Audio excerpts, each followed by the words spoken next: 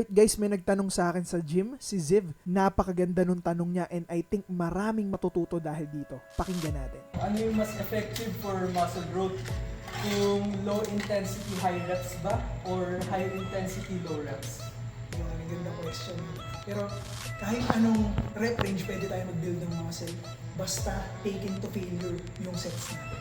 Pero kung optimal ang pag-uusapan, dapat we are progressively getting stronger sa ating sets. So bibigyan ko kayo ng example.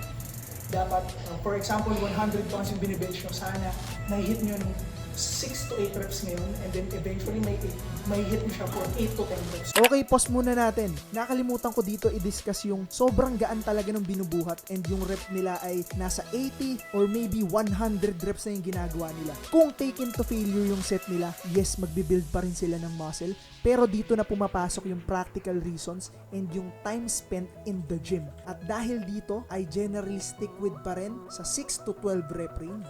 And from there, I progressively get stronger.